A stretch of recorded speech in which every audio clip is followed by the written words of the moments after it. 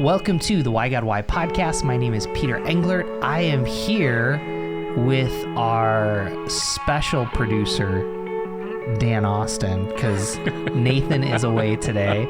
And then I didn't want to say sub, but anyways, with he's smiling, so that's a good thing. We're okay. The illustrious co-host, Aaron Mercer.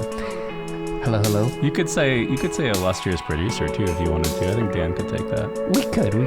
Dan's he's a pretty great guy over there. He is. Well, anyways. All right, we'll move on. We have a great podcast episode. We are here with Travis Hearn. He is a veteran and now currently working in the marketplace, but he's responding to the question, why do I need God in my PTSD journey? And I think this is an important question because our goal as a podcast is to respond to the questions that you don't feel comfortable asking in church.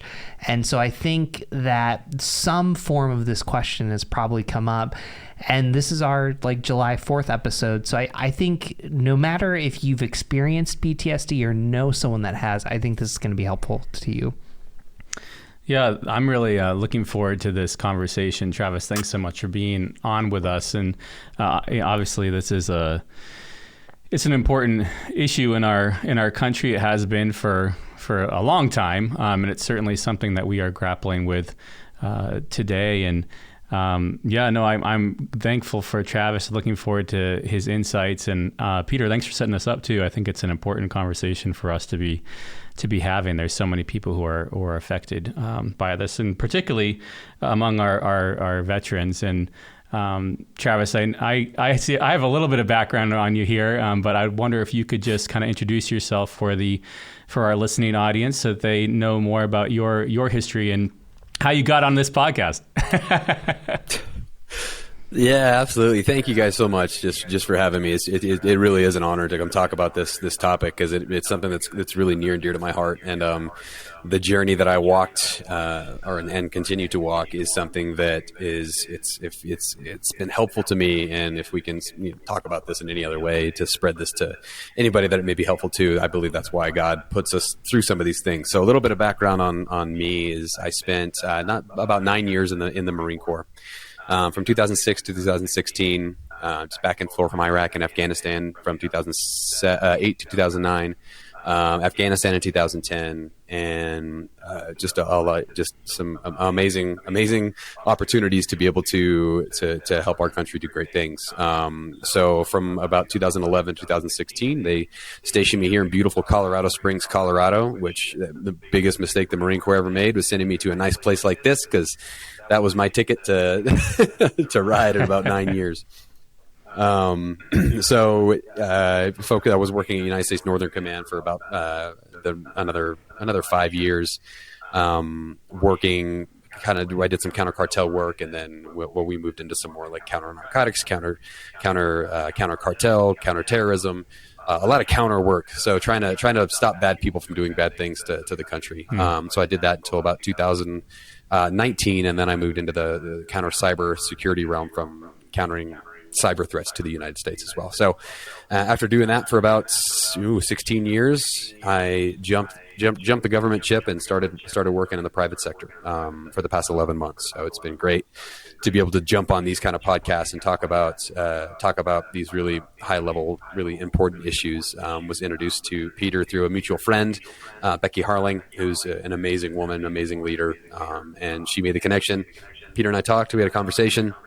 And probably could have talked for another 2 hours about how important this conversation is, and then how important this is to release the stigma from it, to just have it out in the open and just discuss it. So that's kind of a snapshot of how we got from there to this morning or this afternoon for you guys.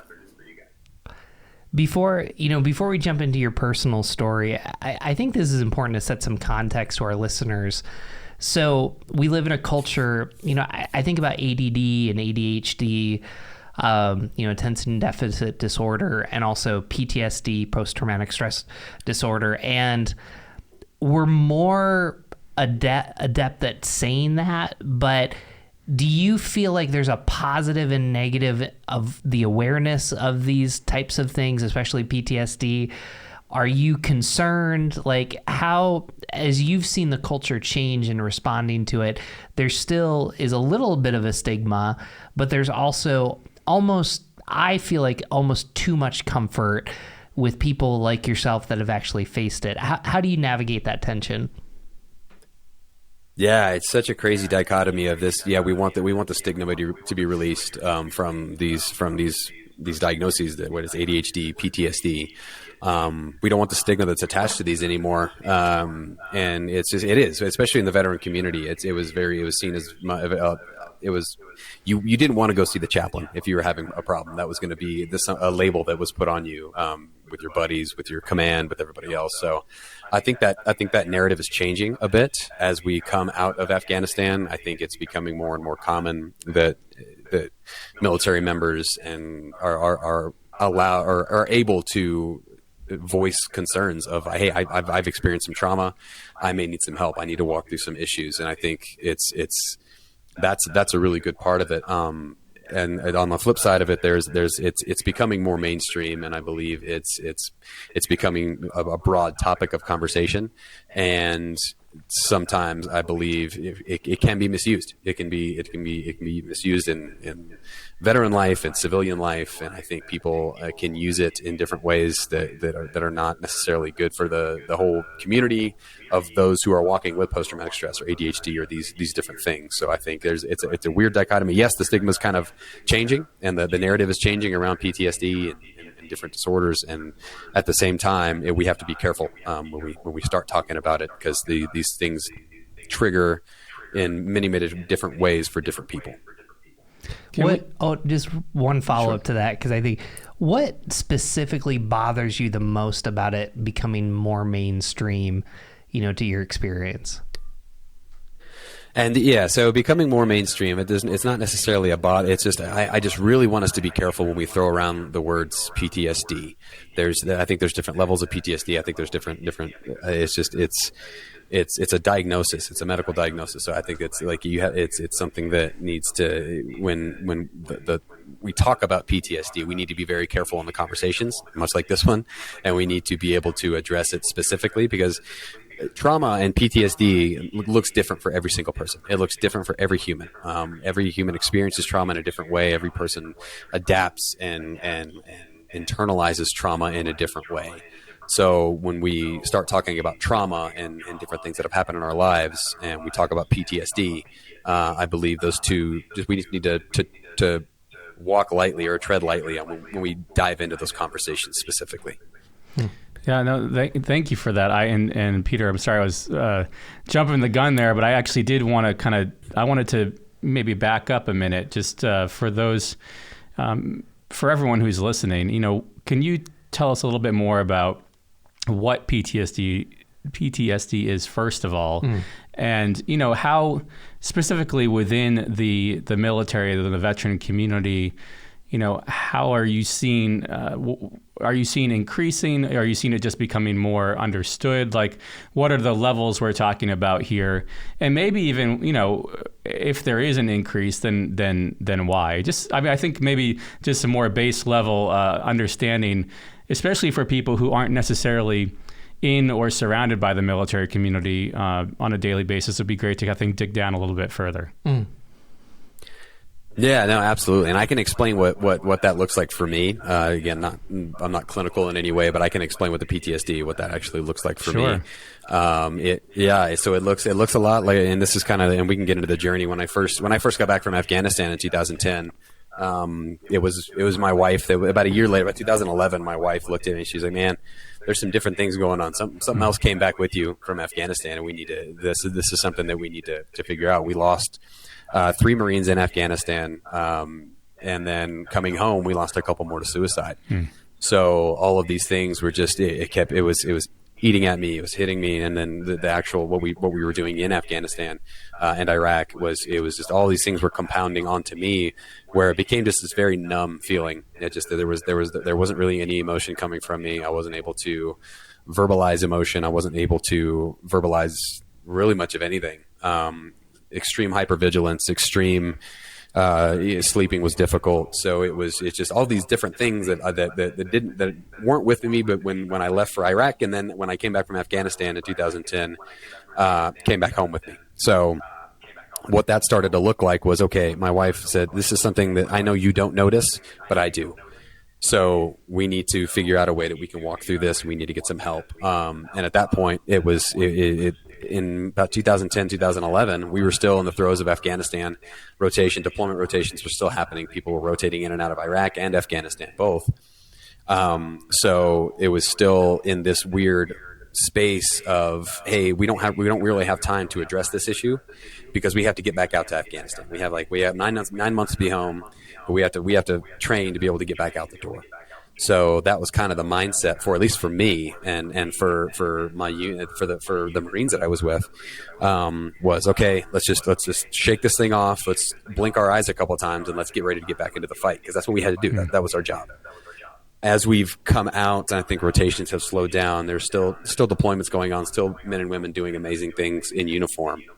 But as the Iraq and Afghanistan deployments started to slow down, I believe we started to see veterans have a hard time. For me, it took me about a year to really realize that this was trauma, that I was being impacted by this trauma that I experienced. And then it was compounded again by the friends we lost to suicide when we came home. And it was just, all of these things took a little while to build up. And now that I think that we've been home and we've been able to kind of fit into a culture where the culture, the conversations are changing, the PTSD conversations are changing, and it is becoming a little bit more mainstream. So if there is an increase in diagnosis and increase in people walking through this journey, my opinion would be it's because we've had a chance to come and sit down, slow down, and really understand what came home with us rather than what we left with.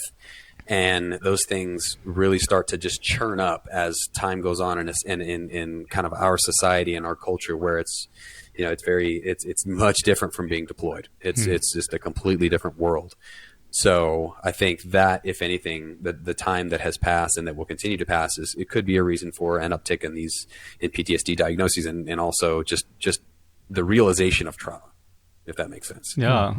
Do you have you found that the military community or the veterans, whether it's official government resources or even just kind of services or maybe ministries that are surrounding veterans and their families, have you found that there's a increased recognition of what maybe some of the warning signs, I guess, of PTSD for one thing, but also ways to try to help both the soldiers who were downrange, who were on deployed, as well as their families as they're adjusting? Are you seeing more recognition and more services?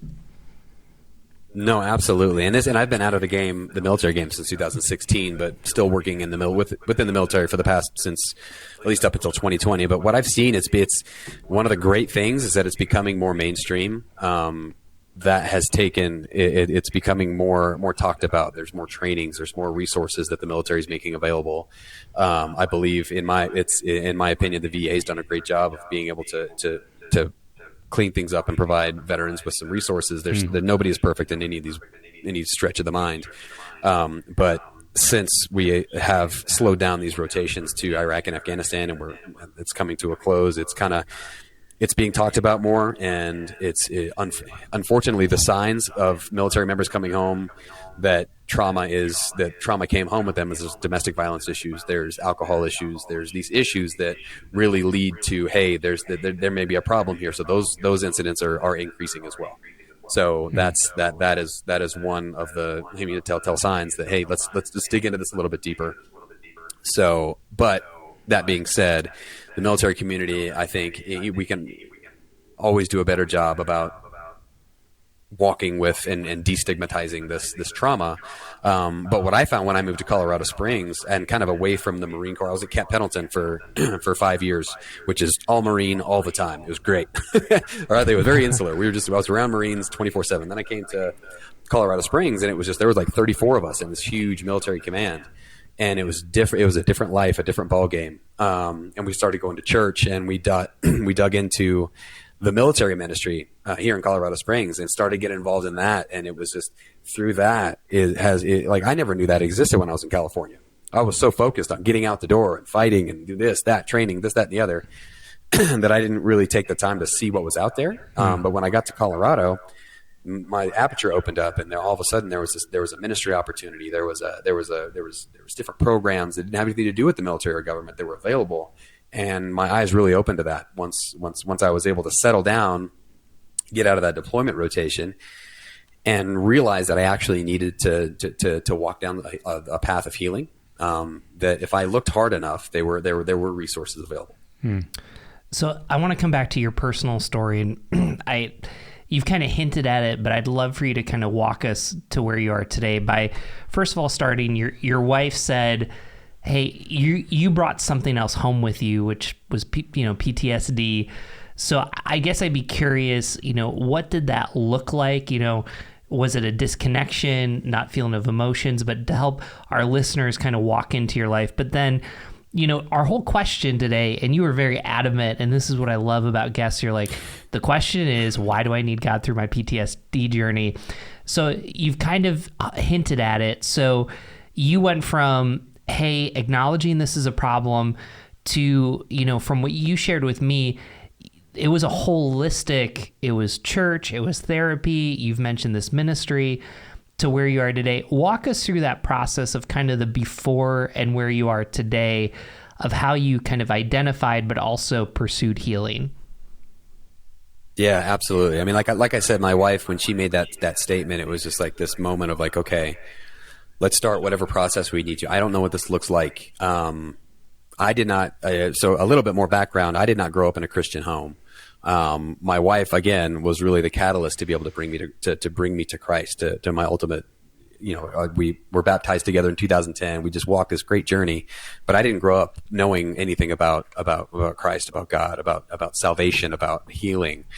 I didn't know anything about that. So when we were still really early along in our journey when this happened, about 2011, we were early along in our walk with Christ, and we didn't know what it looked like. So we're like, okay, let's just start going through the motions. What do we need to do? We need to find you a counselor. We need to find you this. We need to get you into counseling. We need to figure out some of the EMDR treatments. We need to get you some treatment. So we did that. We found a good counselor. We started the treatments, and we started this process of counseling. And it was great. I was able to unpack a lot of things, and I was able to really dissect and understand the meaning behind why I was doing some of the things I was doing, whether it was the hypervigilance, whether it was the just operating out of anger, whether it was operating, it was just operating in this, like if it wasn't numb, it was anger. That was my default.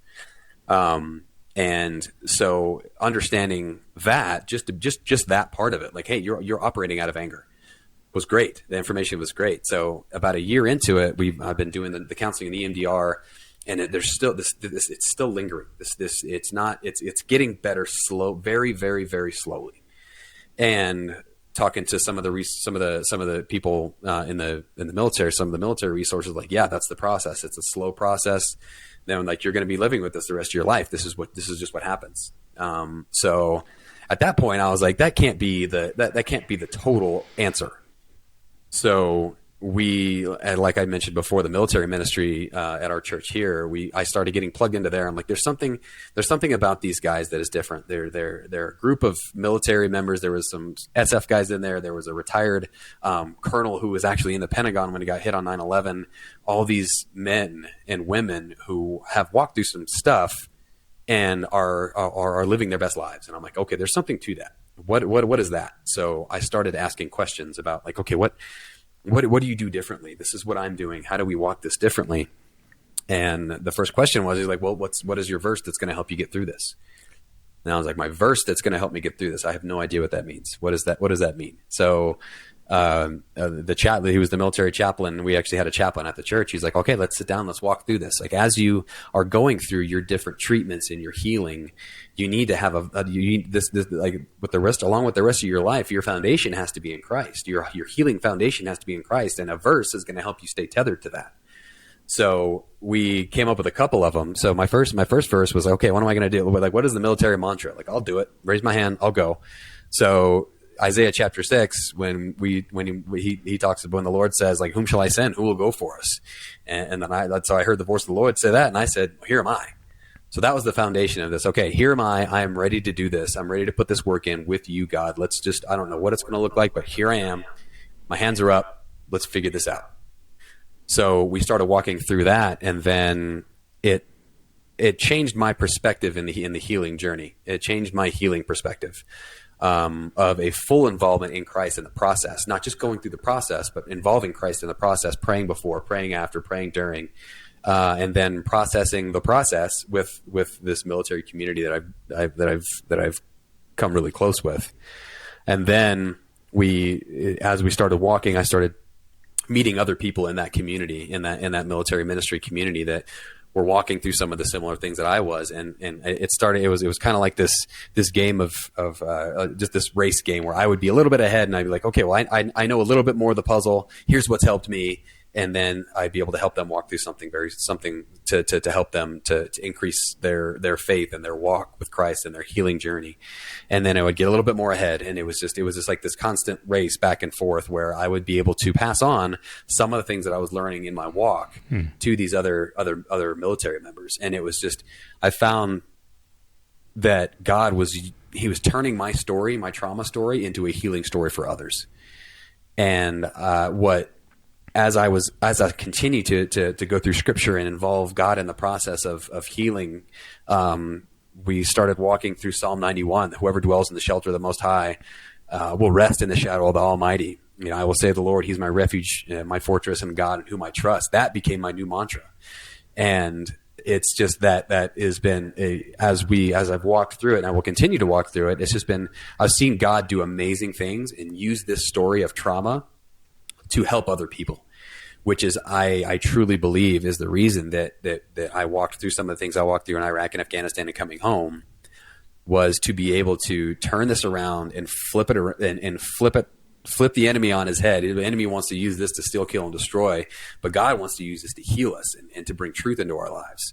So tangibly seeing that, and like not even meaning to do it, was something that was amazing to me. And being able to continue to walk in that and in this to bring these two seemingly separate entities together, the military and the church, to bridge that gap to bring true healing, it's been fantastic. And it's been some of the stories that have come out of some of these conversations that we've had, or these walks that we've had with other people through our reboot programs and through different programs that we've jumped into, just has been truly astonishing. And I don't think I probably would have gotten to where I am today had I stayed steady with the process that I was on, the EMDR, the counseling. But adding Jesus into the mix changed the game. It changed it from a healing story of just myself that's going to take a long time, to a healing story within myself that's going to help others and will be more rapid and continuous. Wow, that is so powerful. Thank you for sharing that. That's amazing to hear. And I just wanted to say, actually, while I'm saying thank you, let me say thank you too for putting yourself in harm's way for us. I mean, I know you've been, like so many other soldiers, you have been on the front lines for us in Iraq, Afghanistan. And I mean, I don't know. I don't need to know if there's other places or not, but we know that. And thank you also I know you've been on the front lines for us in more the online world too, but so thank you for protecting us, all the counter work you said you did. And also I just want to thank you for sharing that testimony too of God working in you, an ongoing process, I know, towards healing. I know it's not like a one and done thing, and He's using you as you're healing to help heal others. That's so amazing and powerful. I'm curious, what, as you're helping other people, as God is helping you and using others to help you, what are your hopes for helping other people? And I actually have a two-part question here. Is that okay, Peter? Is that allowed? Yeah. All right. So, and the other part is, I'm curious what you would say to someone who, you live in a community where there's a lot of military around you. Colorado Springs, obviously, there's a big military community. What would you say to someone who doesn't necessarily live in a military community, but they they have friends who might be a veteran, how can they sensitively be helping someone? And being sensitive there. I know you mentioned at the beginning you want to be careful not to judge something one way or another, but how can someone be trying to help others like you're helping others right now? Is there a place they would point them? So that's kind of a big question. The good thing about a big question is you get to answer however you want. So yeah, go ahead. Perfect.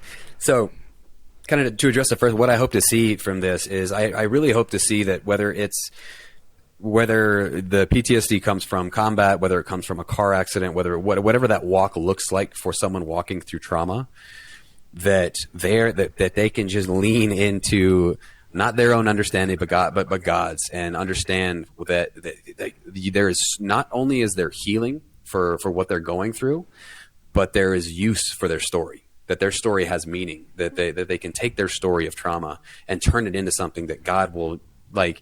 God doesn't. He does amazing things anyway. But what He can do with a trauma story, and what I've seen Him do with trauma stories, man, it's a whole nother level stuff. And that's my hope, is that people that are walking in this can lean into God to gain healing, and also to lean into God to help them use their story to help others. Those are the two things. And like trauma is a beast. It's not fun. It's not. It's unfortunately very common. And people can go to very dark places and feel isolated. And that's another hope for this, is just like, if you are feeling isolated, just understand that you cannot, like, this is something that you need people around you with.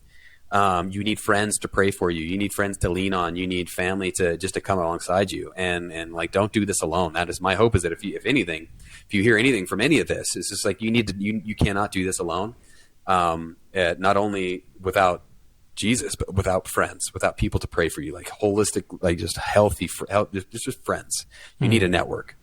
And then the second part of that is, I may go off on another tangent like I have been doing for the past 30 minutes, but when people that don't live in the community, the people that don't live in this, that are not really have an understanding of the military community or trauma, or of how this whole thing works, because it is complex. The human brain, the way the brain deals with trauma, is very complex, and it looks different in everyone. And so one would be just if you feel like you can interject in some way, start by asking a bunch of good questions.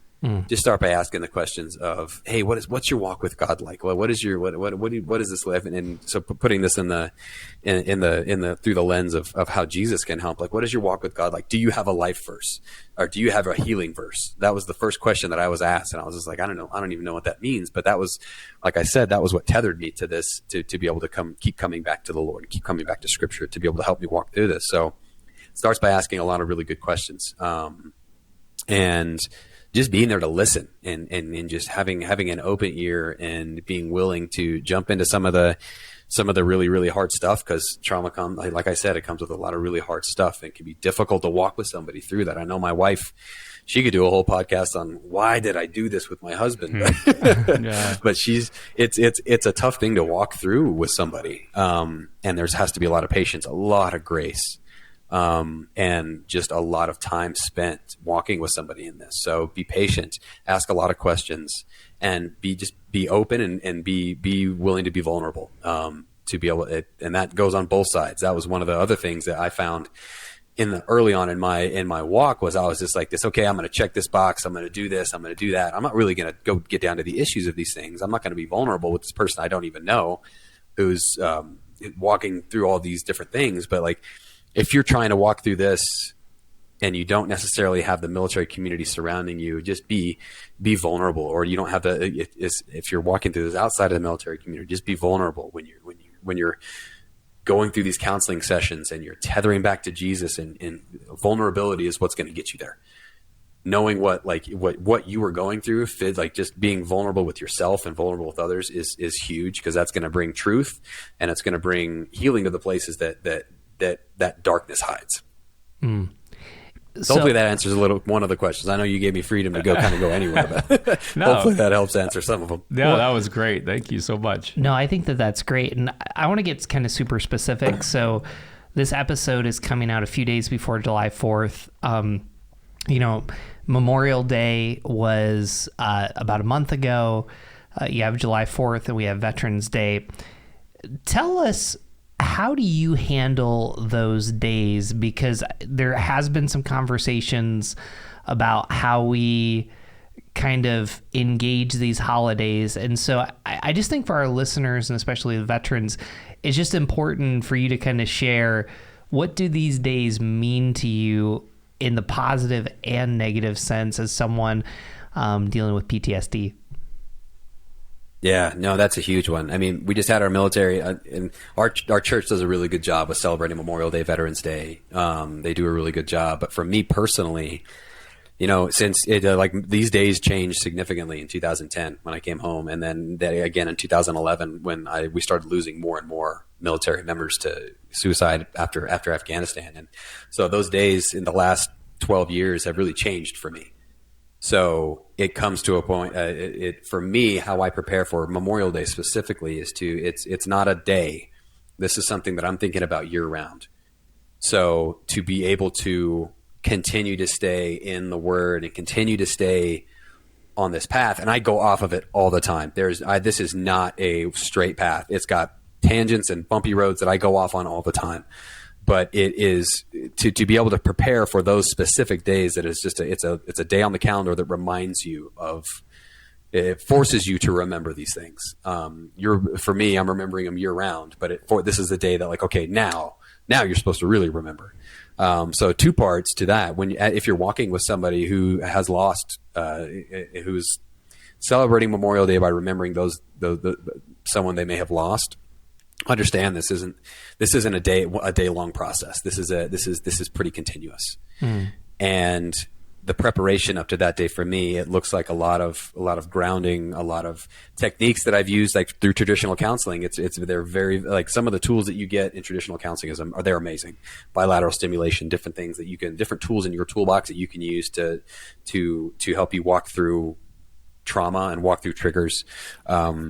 Use those tools, and then just be in the Word.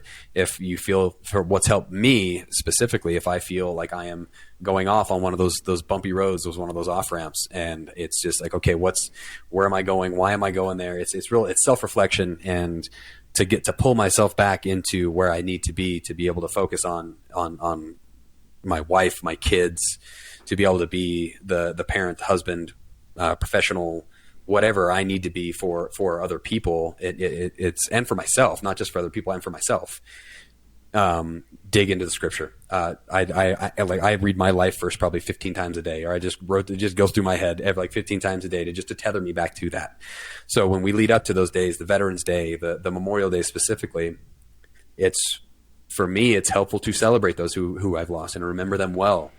I told a story of for Memorial Day weekend at church. I told a story about Jacob Light, who was one of the guys that we lost in Afghanistan.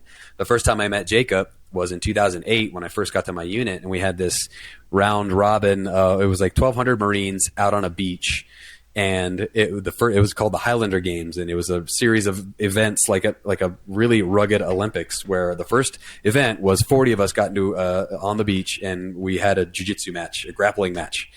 And I line up against Corporal Jacob Light, who's probably 150 pounds soaking wet. I'm probably 210 at that point. I'm like, this is done. There's no way this guy's going to get anywhere past me. And the way it worked is that if you got tapped out, you'd have to get to the side. You were done. And then if you tapped another person out, you go on to the next person. So it's like this big Royal Rumble of people tapping out. And I'm looking at Jake. I'm like, dude, I got this. So I come to 5 seconds later. Jake has tapped me out. He's choked me out, and he's already on to the next person, going from person to person to person. I'm like, what just happened? And they pick me up and they put me to the sideline to watch. And I watched Jake go from person to person to person to person, just doing whatever he wants to do with it. He was manhandling him, literally. And I'm like, man, who is this guy? So I start to get to know him a little bit better, and we become friends. And so I find out that before I got to the battalion, a few months before that, he had been shot in Iraq. He'd been injured in Iraq. So Purple Heart recipient, came home, fought like crazy to be able to get back onto the next deployment to Iraq, which we were getting ready to go on. made it through that deployment, and then Afghanistan. We're a month into Afghanistan. Jake steps on an ID and he's killed instantly. Mm-hmm. So this man with a Purple Heart fought like crazy to get to Iraq, back to Iraq, and then back to Afghanistan. Telling stories like that and I know this is a very long answer to your question, but telling stories like that to remember some of the great times that I've had with some of these people, some of these heroes. It helps me remember I remember Memorial Day in a good space in my head. It's a good memory. I have good memories, and that's what I think about on Memorial Day. So stories like that that are top of mind and for me are what I really lean on, and then leaning into the gospel and leaning into the Bible is what really helps me get through it. So I really appreciate you modeling that, and then for our listeners. My wife's actually certified in EMDR, so that's eye movement reprocessing or deprocessing, reprocess. I butchered it, but anyways, just for our listeners. But I want to kind of go to a clinical question, and our time is just going so fast. This is a great interview, and I just appreciate your authenticity. But I don't want you to speak for other people, but I'd love for your personal observations. What's the difference and similarities between veteran PTSD and civilian PTSD? Have you thought about that? Help our listeners kind of understand that to this kind of big complex term of the differences and similarities that you see. Yeah, that's a question, and that is a question. Again, I will go back to just leaning, like you said, on my experiences and the way I think of it. I am in no way a clinical anything, but what I see is just, and some of the stuff that I've read is like trauma.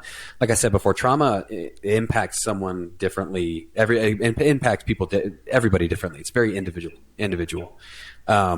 Somebody who experienced some of the things in Iraq and Afghanistan, if the same person were experiencing some of the same things in Iraq and Afghanistan, they may not have had the trauma response I had.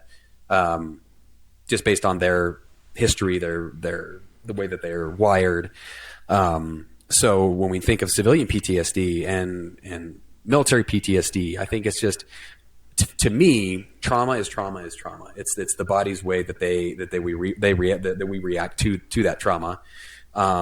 And for military folks, it may be visually different, physically different, as far as what initiates the trauma. It's gunshots, it's explosions, it's seeing things that you may not have wanted to see. It's losing friends. That's the way it looks. It's a little, to me, and I'm just speaking for me, it's a violent way to experience trauma. And a lot of trauma is violent. It is experienced in violent ways. We have car accidents. We have any number of things that could initiate trauma. And just me walking down the street here, we have the loss of loved ones. On the civilian side, I lost my mom a couple of years ago, and just being there at the end and experiencing that kind of trauma as well, like that is, so I can kind of feel both of them. And to me, the military trauma was a lot more immediate, and it's just, I think it's more the community that you surround yourself with, which is the real difference. In the military community, my experience was, we have to get ready for this. We can't really dwell on this. We have to go. Civilian, and it seems more in the civilian world, it's still more acceptable. It's more, the stigma is not necessarily there as much. And there is a broad understanding and research of how to treat and how to help people walking through different trauma that I believe the civilian world promotes more than the military world would.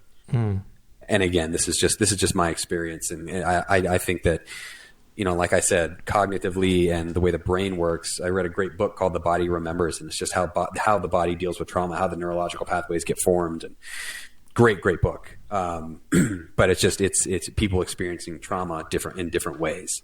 So if there is a difference, I would say it's in the way that the communities and the cultures handle it rather than the trauma itself. So with I think going, focusing more on the military community again here, as we are approaching Independence Day, we have had Memorial Day recently. But in those holidays like that, times like you said, when we're forced to think about especially Memorial Day. I know Independence Day is much more celebratory, and which is great. We should be celebrating our country, and we should be celebrating, certainly having fun in that place and whatnot. But in the parades and in whatever we might be doing, fireworks displays or sporting events, and you see soldiers who are asked to stand up and we applaud for them and whatnot. What would you say? What's a good way to really appreciate? I think maybe just military personnel and military families in general, but also what would you say about being sensitive to those who are going maybe through a hard time, and maybe there are triggers in some of those situations? What's a way that we as people who want to be encouraging our friends in the military or our family members in the military? How can we show them that we care, that we love them, that we appreciate them in a good and sensitive and a truly celebratory way, but that is also sensitive to what they may have gone through? Yeah, that is amazing. That's a great question. So no matter how many years go by, 4th of July, no matter how far along I get on this journey of healing, like when 4th of July happens, it's just the sound, the tangible sound of fireworks it's triggering to a lot of vets. It just is. No matter what happens, it's just that initial. When my son pops a balloon in the other room, I have the same reaction. So just be aware. One of the best things in the world. My neighbors, I have great neighbors. So whenever 4th of July rolls around, they come and knock on the door and they're like, "Hey, our kids are about to set off a bunch of fireworks. Are you okay with that?" And so them being just kind enough and aware enough, because I have the license plate, I have the Marine Corps flag up. I'm proud. I love this country. I love the military. I'm still my bones. I mean, you see my background. That's not. I don't like to hide it very well. Yeah, I love your background. Yeah. So when 4th of July happens and people are aware of that, just the ask, just the hey, I understand. I see you. It goes down to the very core needs of a human being. You need to be felt. You need to be seen, heard. Seen and heard. Those are two foundational aspects of being a human. If you felt seen and heard, that's great. So if we're talking with people and military members around this holiday on 4th of July, Memorial Day, it's just allowing them to be seen and heard and acknowledged. Like, hey, I know you're going through. I see that you're a veteran. We're about to do this. How about, is this okay? Or simple check-ins, like, hey, how are you doing? I know 4th of July, it's everybody's celebrating. We're having a great time. How are you feeling about this? Like, you fought for this country. Like with some of my buddies, like, you fought for this country. Like, this is like a holiday that's like, man, this is great. But like, how does that feel to you? So, and like I said, this journey is individual. Everybody is different. One person may say, I'm fine. Like, 4th of July is great. Let's get the grill going and let's do this. And another person's like, I have to hide in my basement because of what's going on. But you don't know that unless you ask. So advice would be to ask the questions, make sure, and be brave enough to do it. I mean, it's something that it takes a little bit of courage to walk up to somebody. If it's a neighbor, if it's a friend, if it's a stranger, and just, hey, if it's someone at church, hey, how are you doing today? I see you raise your hand for Veterans Day and for Memorial Day. Just be aware, ask the right questions, and just help them to feel seen and heard. What's so powerful about what you said is you were specific to veterans, but if my wife was here or any other counselors, they'd say the same thing to someone who lost a parent, to someone who has been through trauma. Like, everything that you're saying is great advice to people that haven't gone through it, which is, we have a family at our church that they lost a daughter, and you ask people in grief and you say, would you like me to ask about your daughter? And it's been years now, and, we just ask, and they appreciate that. And there's some people that'll tell you, you can ask once, but I don't want to be asked again. And I think all of this goes to the point of, I think the book you mentioned was The Body Keeps the Score or something like that, which is pretty, pivotal work. Everybody handles it differently. So the more that you can be aware and individualize it, the better you're going to connect with people and support and love them in a way that God has called you to. Yeah, absolutely. It is. It's about being individual. It's about asking the hard questions, and it's about just showing the kindness and love that Jesus showed us. Jesus wants us to be fully healed. He wants us to walk in his glory, and he wants us to help others along the way. I believe that to my bones. And I truly believe that these are opportunities. The 4th of July is the Memorial Days. These are opportunities to be able to talk to people about these hard subjects. And it is an opportunity to show the love of Jesus to everybody whether they've experienced trauma or not. A military veteran or someone who's gone through something hard is going to appreciate being seen and heard. So that is the crux of this. If you're walking through somebody, like, just being there for somebody, asking the right questions, being open to this is not going to sound very Marine of me, but open to a hug, open to just a, hey man, I love you. Just know that I'm praying for you. Just know that I see you. Just know that I hear you. And like, those things mean the world to me specifically. When someone comes up to me and, like, if I get prayed for, man, I get goosebumps right now. Just somebody comes up and prays for me or says, hey man, I'm thinking about you. That less than a second sentence is huge for somebody like me. So just to keep that in mind as we walk through just life, not just the holidays, not just the Memorial Days or specific events that have happened, anniversaries. Just be aware and just be kind and brave enough to ask the right questions. Travis, this time went too fast. We're going to have you on again. So thank you, Becky Harling. Let's, we close the episode with with the same question. So the good news is that Aaron and I are going to answer that question first, and then you get to pick up whatever mess we leave. Does that sound good? Perfect. So what does Jesus have to say about our need for him during the PTSD journey? Aaron, I'll give you get to choose. Sure, I'll go first if you want me to. Yeah. Well, I think it's good actually, because, I can say something and then, you're Pastor Peter, you can clean that part up. So, no, I think I'm just really thankful we're having this conversation. I think it's an important conversation. I know we started off saying that, and I really, really believe that. I think those who are hurting are close to Jesus' heart, like we said, across the board. I think there are definitely some unique experiences that a lot of people in the military have, and particularly in the last couple decades. I appreciate that. And I think it's really, I think Jesus wants to make sure that people do get healed. And I think he wants that fully healed, and for families of people who have gone through hard times to be fully healed too.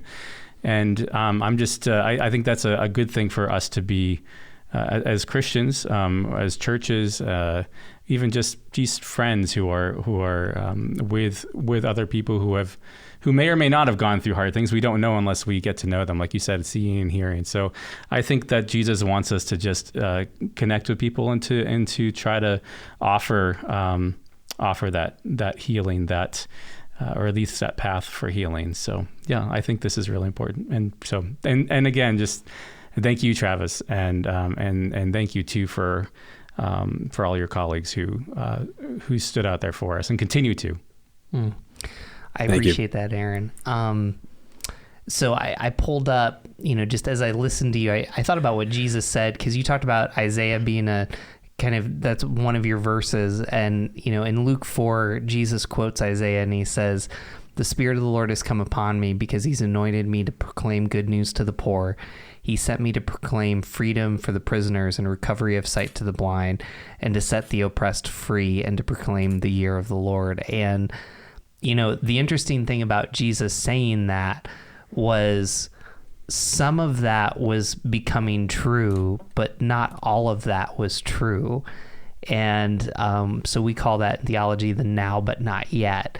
And what's beautiful about your story, Travis, what's beautiful about probably some of our listeners' story is there is a time for complete healing on the other side of eternity, of when we're with Jesus, but we experience some of that right now. And I actually think it's good news that we can acknowledge that life is really messy and we still live with triggers and trauma, but there is the hope of healing. And I think that your story just really lives out what Jesus meant to do in this passage and what he's meaning to do now. Man, thank you so much. You stole, I literally have Luke 4 pulled up right here. So, that's awesome. But that's a God thing right there. But I think, gentlemen, you use what you guys are doing with this, this podcast and being able to tackle some really hard conversations in this way and opening this door for this why God. I mean, if I had a nickel for every time I had a question that started with why, like why God is this going on? Why God is this throughout that healing process?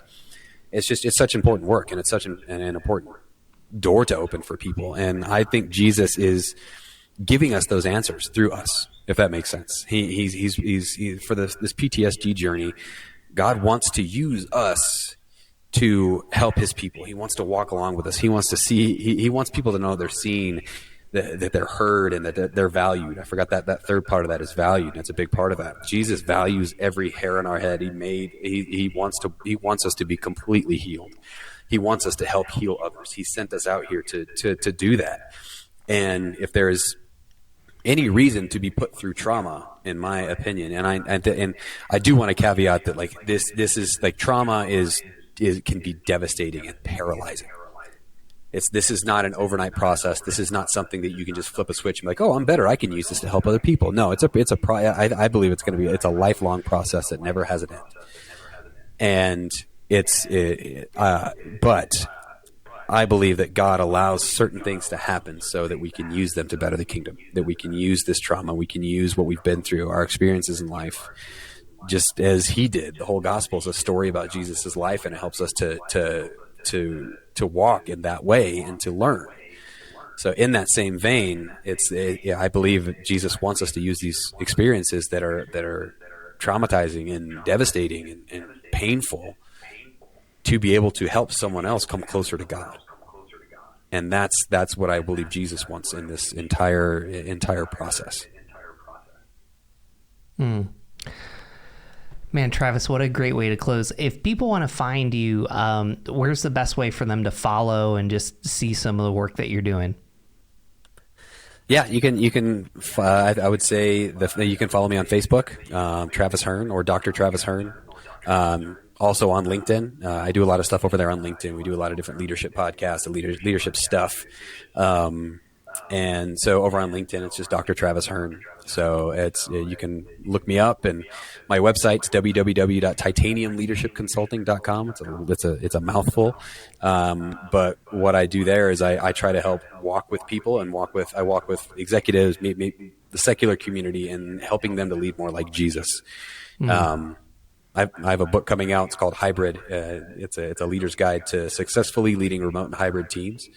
And while it's a secular book, I wrote it through the lens of the gospel and how God would want people to lead hybrid and remote teams.